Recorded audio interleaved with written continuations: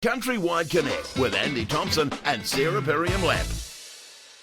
Paul McGill, Head of Innovation and Extension for Pāmu. G'day, mate. Welcome to the show. Thanks, Andy. Thanks for your time. Really appreciate it. Maybe that's something you guys can start doing. Pāmu, start growing lucerne. Yeah, we have been looking at that. We've got a project with that with Plant and Food. So we've been talking to Maury, came in a couple of days ago too. So yeah, it's exciting stuff. It is very exciting, the technology, and it's, look, yeah, we're going to talk what we're going to talk about in a minute, but I keep saying this, and it's a little bit of a cliche now, but come back to my favourite movie, The Martian. I get sick of people catastrophizing agriculture and where we're going, and it's bad and it's doom and gloom. We'll just science the shit out of it, right? We will sort this. We always have. We always will.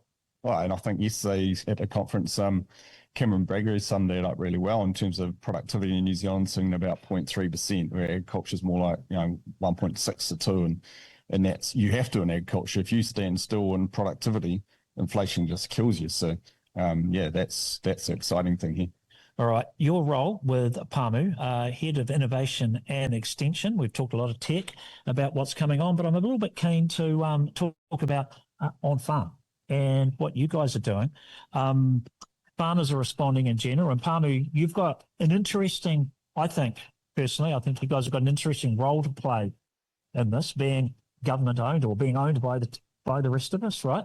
When it comes to this emissions, when it comes to adoption, your role, what do you see? What are you guys doing on farm? Yeah, well, I think at a company level, we've got an emission reduction plan like a lot of larger corporates, because we have to report on this. So, and that's fundamental just with our size. So we've got that.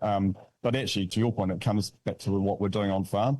And we've actually made quite a few gains already to our 30% by 2031 target by those on-farm efficiencies, in terms of fertilizer use, in terms of just, homegrown feed. It's all, everyone knows, more profitable farms are using more homegrown feed and being more efficient.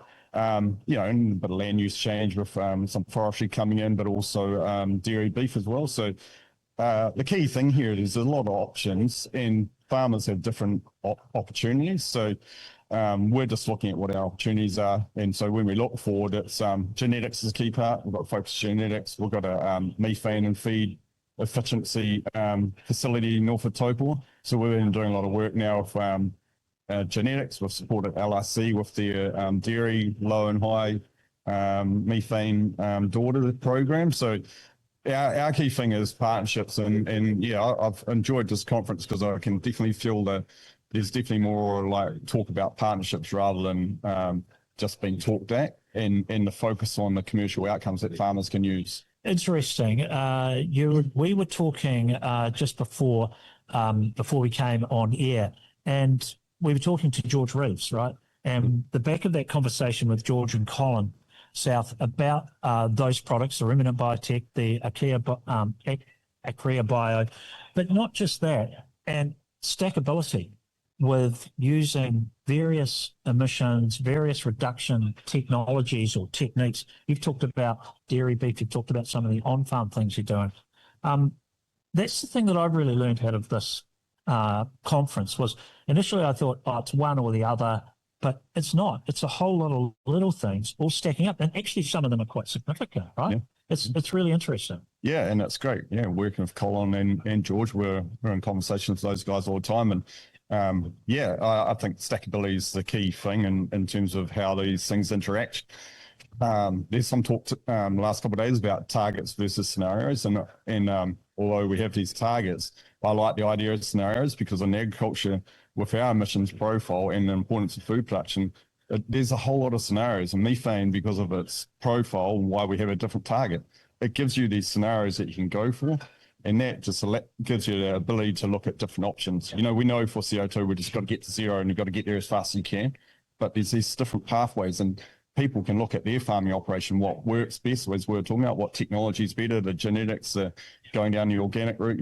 Fonterra's looking for some more organic farmers that naturally does it as well. So there's all these opportunities that play out to different scenarios, all leading in the right way. Yeah. So what's interesting as well, and you guys are doing a fantastic job, massive returns in cash, wads of cash to the government. You'd be very popular with your minister at the moment. But on that then, the on-farm profitability is very important. What are you guys seeing in the changes you're making when it comes to on-farm profitability?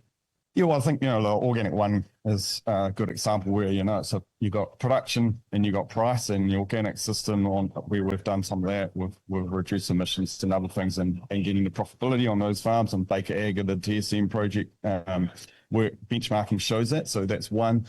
But yeah, just the right land use in terms of dairy, bringing more dairy beef.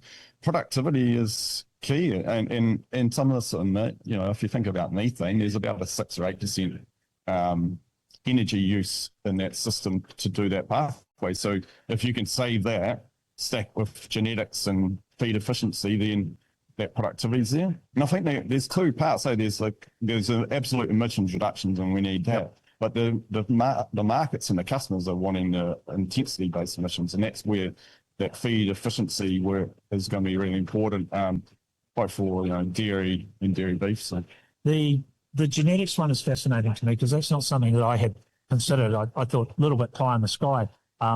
Something mechanical like eco ponds. I kind of get that very easily, but managing to get them all together and stacking them and getting the whole system working like that.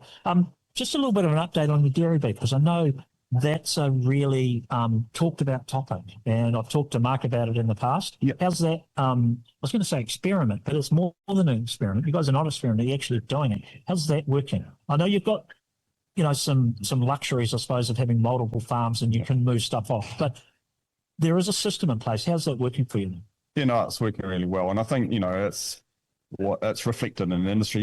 Pāmu is like 1% of the agriculture sector in New Zealand when you look at farms. So, what you're seeing us do, other people doing. Yes, we've got some natural advantage in terms of our profile of farms related to our livestock versus dairy, but that's happening in the sector. And this whole, called beef on dairy overseas, it's massive overseas. It's happening in New Zealand, and there are some natural wins around, emissions intensity. But I think, the ability that it gives you to have a higher proportion of finishing animals versus breeding animals, which are more efficient and can be more profitable on the right farm systems, that's a really good flow on it. I have to say your timing's not bad, though. Yeah. On it. I mean, seriously, I'm not joking. Yeah. Your time, it's phenomenal timing. Those things are worth shitloads. Yeah. And that's where we put a lot of early effort into, was the rearing. We've expanded our internal rearing, but we also contract rearing out in the South Island and Canterbury, up in the Central North Island, so and out of Manawatu as well. So we're not doing this alone. We're doing it with partners and to do it. So on that, how much change have you then made into your AI and your breeding systems to maximise the return out of the dairy beef? Yeah, good, cool. We are using a little bit of sex semen now, sometimes up to like 10% sex semen, and doing that early.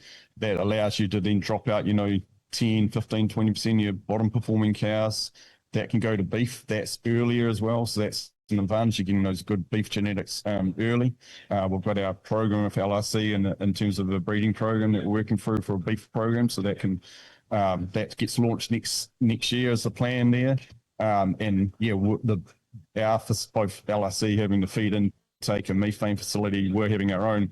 We're going to really be able to put some grunts into that program to both look at productivity and methane. So obviously, the good thing about you guys there at Pāmu, it's all open, right? Anyone can come in, see what you're doing, talk to you about it. You're very, very open with your failures, your successes, and your failures, right? Yep. What have you learnt, from a farmer listening to this, going, "Sure, I'd quite like to do this dairy beef thing"? What would your advice be to a farmer, based on a couple of the failures, if you had any? Yeah, I guess. I don't think it's failures. You got to learn. Learning. Yeah, the learning's so. The rearing is challenging, right? Like you mentioned about pricing. You got to pay for these calves at a higher price. The milk price is high. You really got to manage the labour side of it and make sure you've got enough labour. And then the big ones around that whole animal welfare while rearing, in terms of making sure the nutrition's all right and any of the bugs. Because, if you get sick animals, the costs the cost to of a sick animal in longer time that it's on milk powder to get to 100 kilos is a big cost. So that would be one of the main learnings, is actually that period there, making sure you're trying to, you know, getting good health so they're finishing off milk powder early. And then, as everyone knows, that 100 kilos to 200 kilos from the spring calving calves, that's over the summer period. That's real tricky. So up at Rangataiki, one of our large farms, I've actually done a big Lucerne system where they've been those calves are on that before they go into like the cell system. That's been really successful. And that, you know, you've got to watch that with bloating and that with Lucerne. But yeah, man, that's been a game changer for those guys. Okay, so that forage choice from that 100 to 200 kg is really important. At that time of year, right, when it's a challenge. So that's it's a really interesting one, because most farmers just know, we'll just throw them out on grass, you know, so quite keen to get them out of the shed, get them off milk powder, and get them onto some pasture. But the type of pasture is very, very important. You spoke here yesterday, did you? Yeah, I was on a panel. What were you talking about?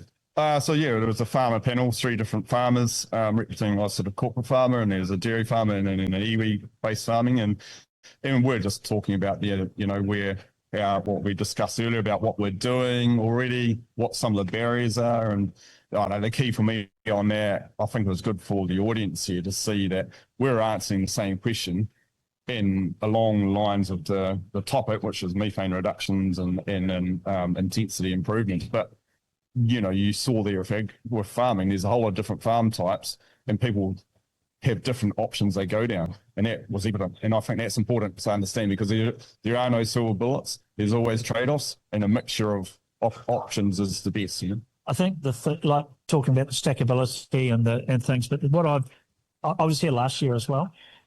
The difference, and we might talk about this a little bit later in the show as well, but for me, the difference was last year there was quite a lot of theory. Yeah. I get the sense that we're kind of moving into practicality now. Yeah. Is that, do you agree? Yeah, and I really liked Richard Heath, I think it was, from the CRC in Australia, who heads up their net zero agriculture program, and just, really practicality, really honest conversations rather than, in the past, I think it has been a bit theoretical, but his talk and seeing it from an Australian perspective as well was good. Yeah. And I missed it, and I'm going to get a copy of it because I want to watch it. That ruminant bio discussion about what happened over in Holland in the Dutch. Did you catch that one?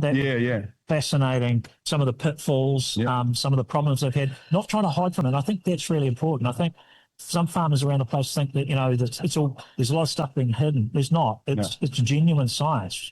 And we're learning as we go on this. Yeah, and that one was interesting because, you do hear those things, but trying to determine now how big that was or wasn't, what was causing that, like there's still a lot of unknowns there, right, in those things. And that's those trade-offs that come out. And, I really liked Alexander Hillary's presentation at End Day, because I think that in a different field, but practically demonstrated what climate change, seeing those photos, the New Zealand ones down south and over in the Himalayas, and man, that really emphasized that whole why we really need to be doing this.